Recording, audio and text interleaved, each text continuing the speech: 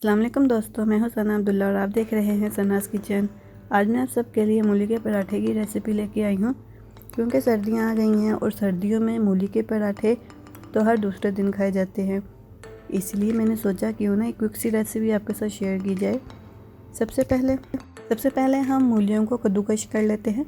मूलियों को मैंने छिलका उतार के अच्छी तरह से धो लिया है। मुझे 5 मूलियों के पराठे बनाने हैं, इसलिए मैं उस हिसाब से मूलियाँ ले ली हैं। पराठे बनाने के लिए मैं 3 पाव मूली ले रही हूँ, जिसको हम अच्छी तरह से कद्दूकश कर लेते हैं।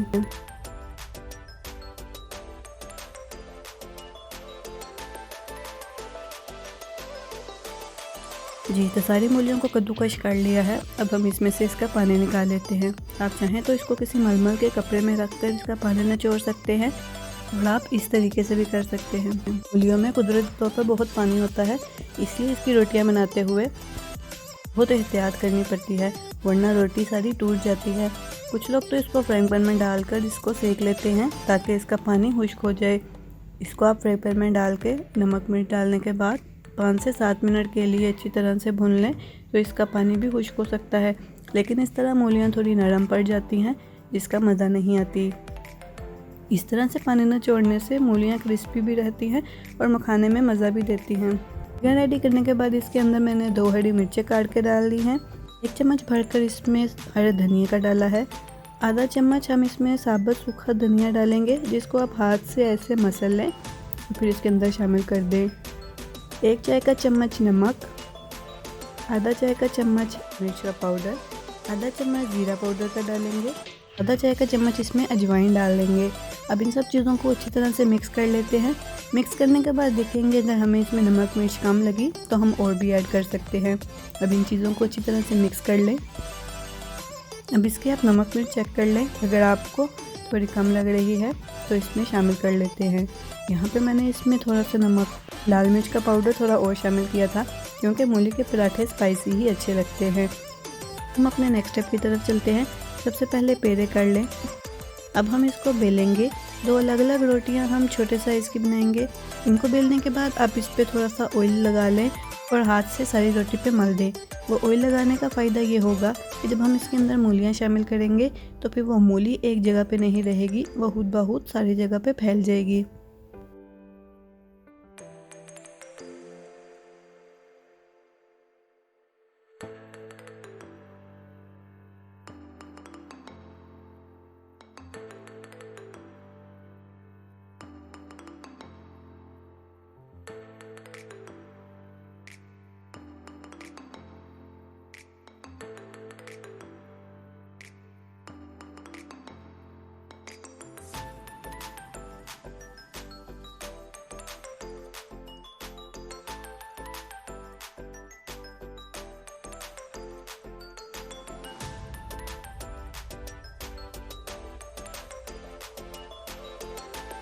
रोटी के किनारे हैं, इसको अच्छी तरह से दबा दें ताकि इसके अंदर से मूली का मसाला बाहर ना निकले, क्योंकि इस तरह हमारी रोटी टूट जाएगी। अब इसको बहुत हल्के हाथों से आप बेल लें। इस रोटी को बहुत ज़्यादा बेलना नहीं है, कसकर इसको बेल लें और फिर ये हमारी रोटी पकने के लिए तैयार हो गई है। तवा मैंने हल्की आग पे गर्म होने के लिए रख दिया था। जब तवा बहुत ज़्यादा गर्म हो गया होगा और रोटी उस वक्त इस पर डालें।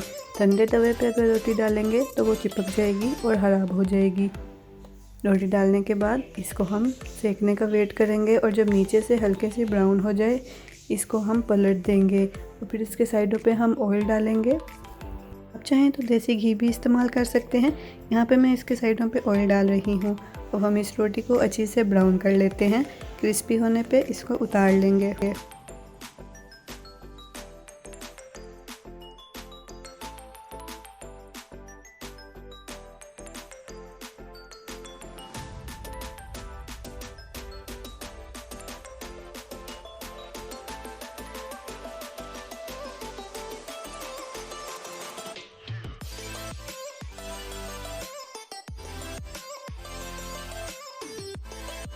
जी, तो ये देखें इस पर कितना प्यारा गोल्डन सा ब्राउन सा कलर आ गया है।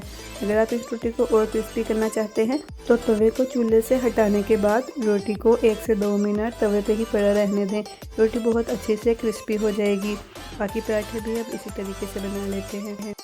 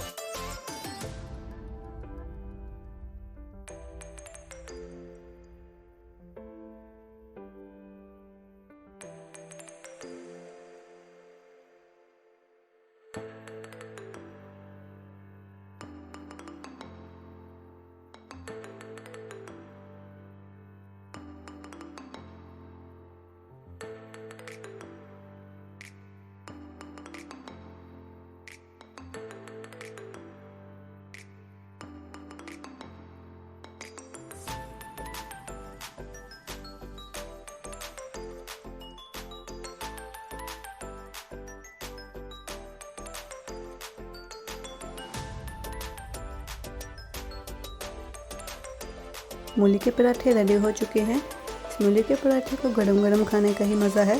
आप इसको हरे धनिया की चटनी के साथ या सादी दही के साथ, जिसके साथ भी खाना चाहें, इसको मज़े लेके खाएं और सब घर वालों को खिलाएं। उम्मीद करती हूँ आपको मेरी वीडियो पसंद आई होगी।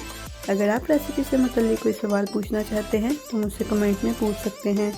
आप इस रेसिपी को एक दफ़ा ज़रूर ट्राई करें और इसके रिव्यूज़ मुझे कमेंट में ज़रूर दीजिएगा। मेरे चैनल को सब्सक्राइब करें और ज़्यादा से ज़्यादा शेयर करें। मिलते हैं अगली वीडियो में।